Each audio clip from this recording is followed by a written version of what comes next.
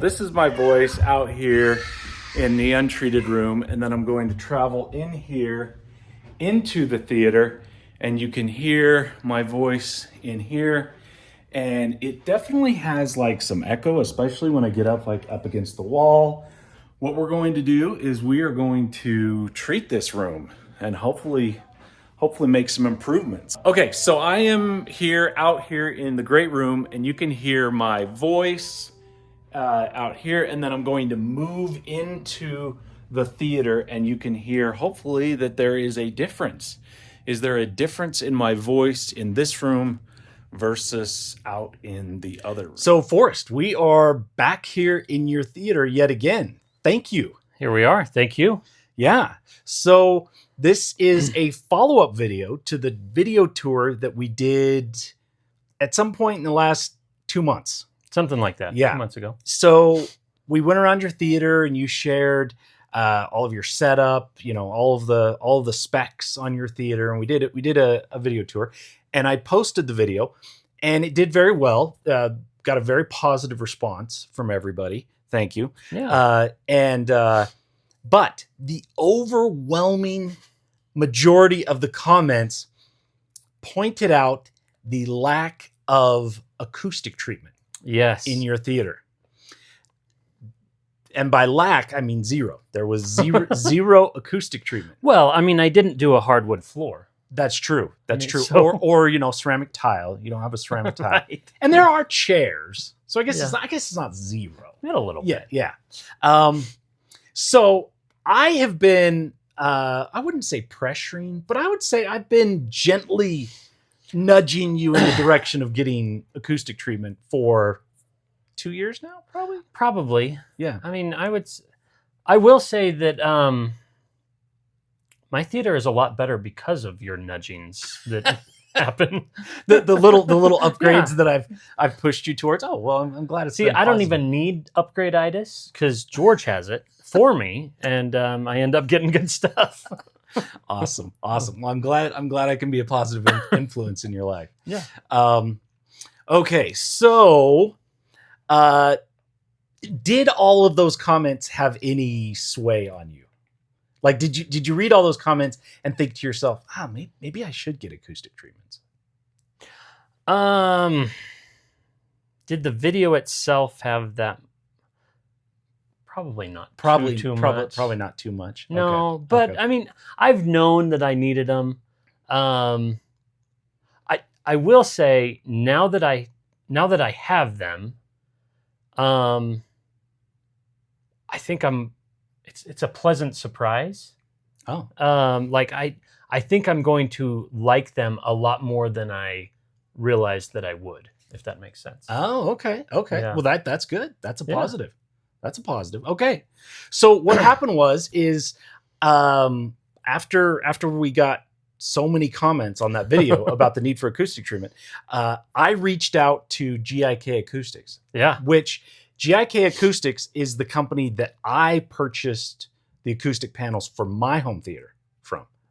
All of my acoustic panels are from GIK Acoustics, and I've been extremely happy with those panels. Very happy. Yeah. And so I reached out to them and I said, hey, listen, got this theater.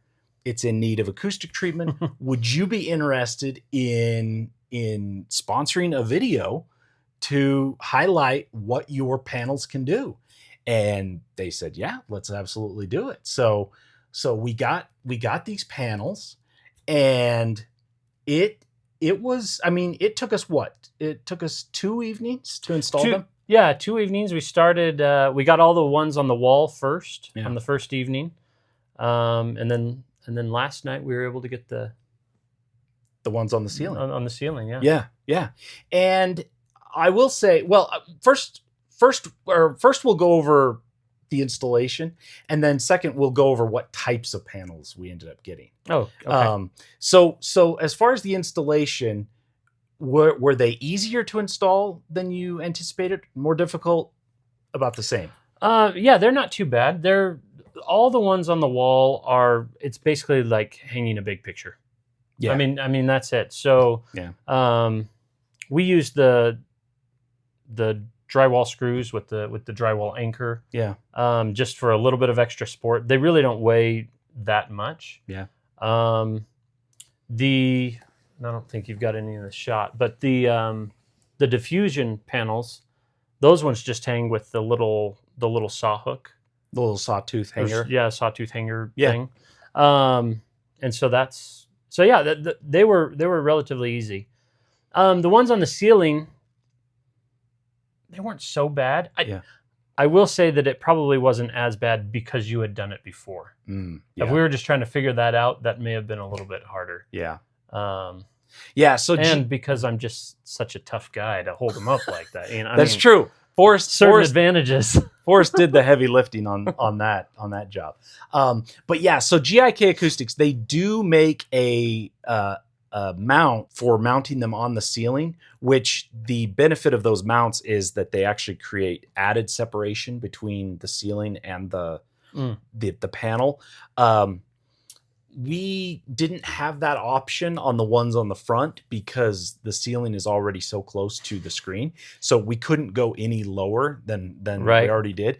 So I figured out a solution back when I mounted mine. And so what we did is we used just L brackets. Just got them from Home Depot. Got a package of 20 of them for like $10. And you just screw them in on the inside of the panel, and then it leaves an ear hanging out with a hole in it, and then you drill that into the ceiling with a screw and a drywall anchor. Yeah, and it's pretty straightforward, pretty simple. And those are the only ones where the screw is visible. Yeah. Boy, if somebody could figure out how to do it without showing the screw, that would be kind of impressive. But yeah, I'm sure. I'm sure somebody out there is like, I know how to do it. Right. And that's cool. Yeah. But it's not super noticeable. No. And when the lights are off, when you're watching a movie, you can't see them at all. Go ahead. Oh, I was just going to say that was interesting on this one on the ceiling.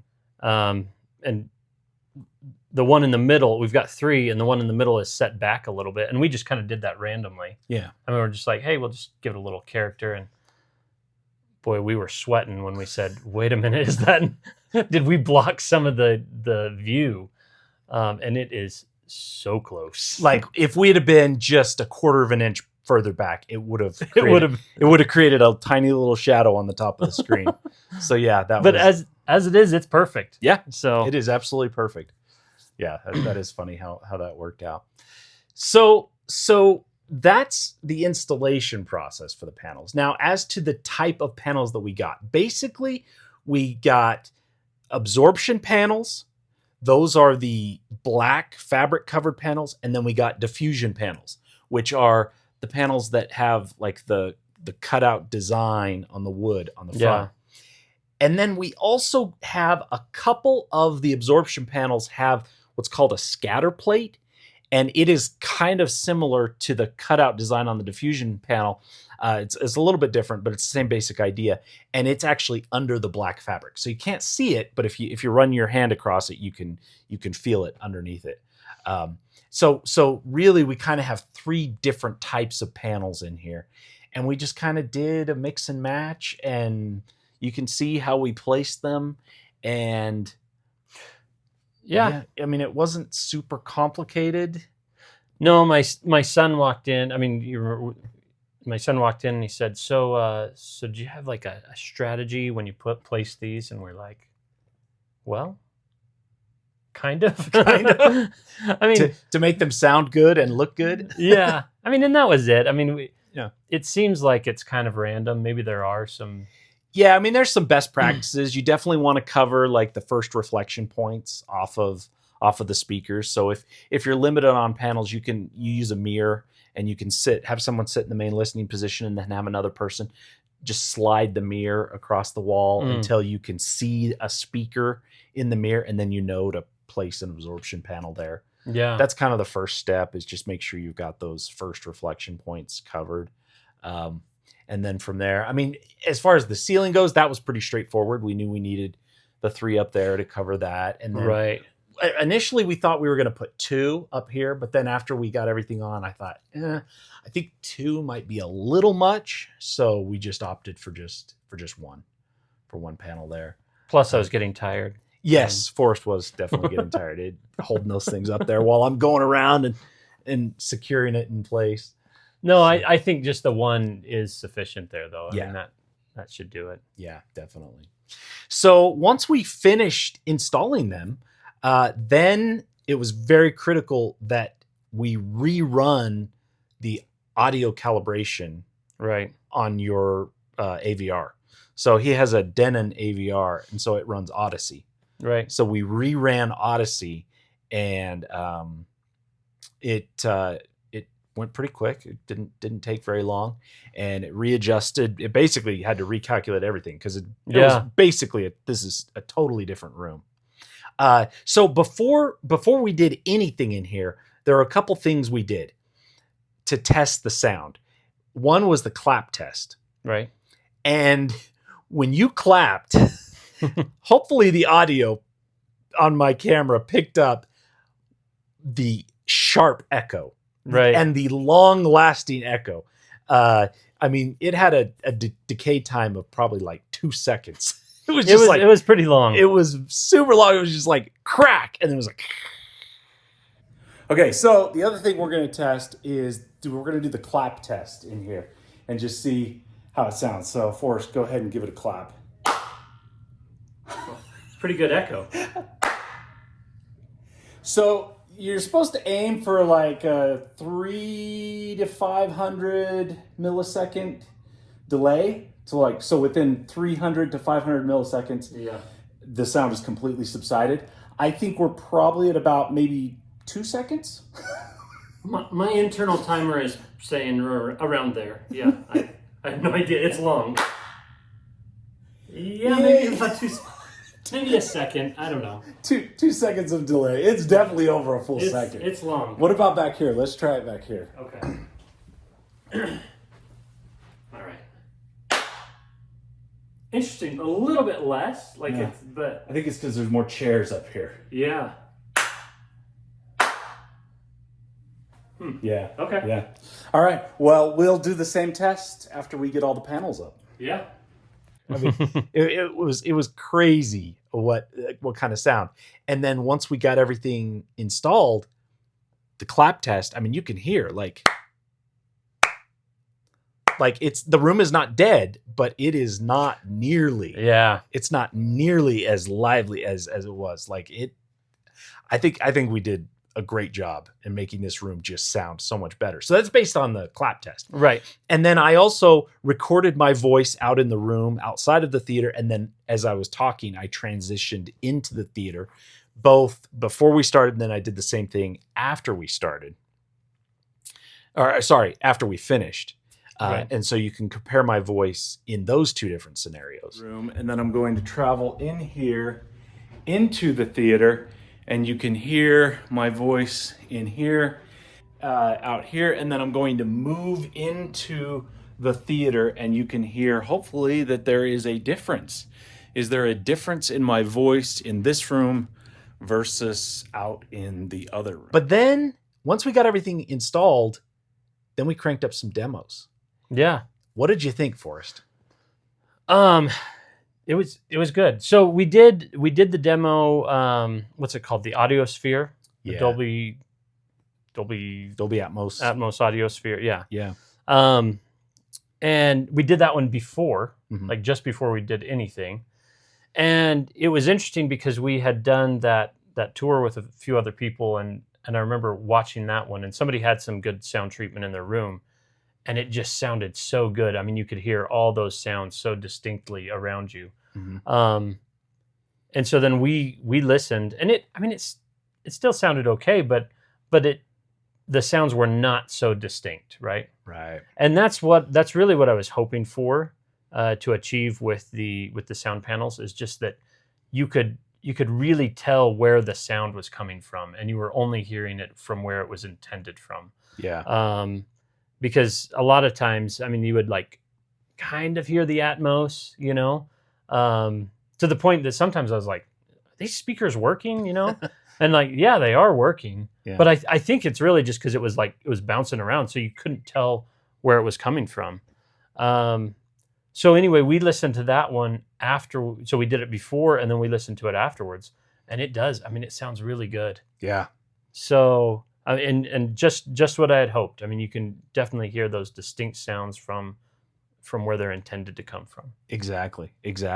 Yeah. The word that came to my mind when we listened to it before we put up the treatment was muddy, because like the sounds, they were just kind of garbled and they were just kind of coming from all directions, which makes sense because they are. Yeah. The sound is going to radiate out and just bounce off of 10 different surfaces and then reflect back at you. And you're just going to hear all those, all of those sounds all coming from all different directions.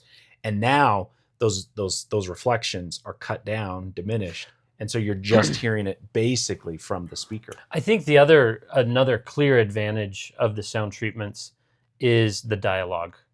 Because, if you get that, like the muddy sound, like you're talking about, it's noisy enough that you kind of have to turn it up to like hear what they're saying. Yeah.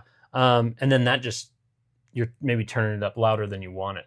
Yeah. But with this, it is nice because you don't have to turn it up so loud. You can still hear the dialogue clearly, but you don't get any fatigue in the ears at all.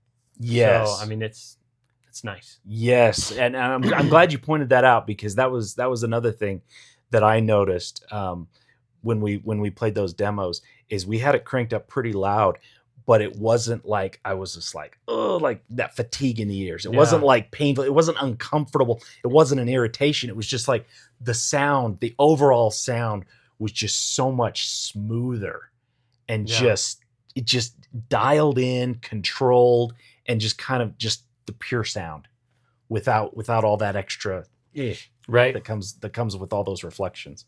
So yeah. So I mean it's your room. So hopefully you are happy with how it's turned out. You're happy with the results. Oh, I'm very happy. I mean, like I say, the sound is great. I look forward to, like kind of experiencing some of these movies again. Yeah. For the first time almost. Right. Even though it's not the first time. And then also just the look of the room. I know I mentioned to you before we even started, I was like, I'm kind of nervous about what it's going to look like. Yeah, right. Yeah. My wife and I were kind of minimalists, and we don't have a lot of decorations on our walls. We like things fairly simple, and the room was that, right? I mean, it was very, very just clean. And so then I'm like, and we're going to put all these black panels on. But I think it looks good. Oh, good. I mean, yeah, it really does. And what did Davis say? He says it looks a little more sophisticated now. Well, he walked in and he's like, wow, this is fancy. Oh, fancy. That was it. Yeah. So you got the approval of a teenager who thinks it looks fancy now. And I'll tell you what, if anybody knows fancy, it's Davis. So. That's right. He's a good kid. He's a really good kid. Absolutely.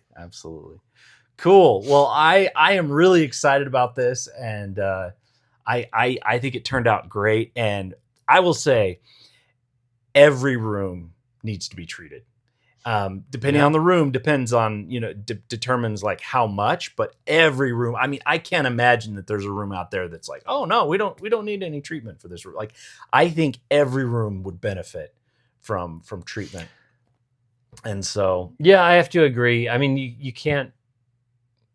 I mean, obviously, it's not just like the most important thing, right? But it is. Every room is going to benefit from it. Yeah. So, yeah, definitely. And I think they look really sharp. Like these diffusion panels. I think they do look fancy.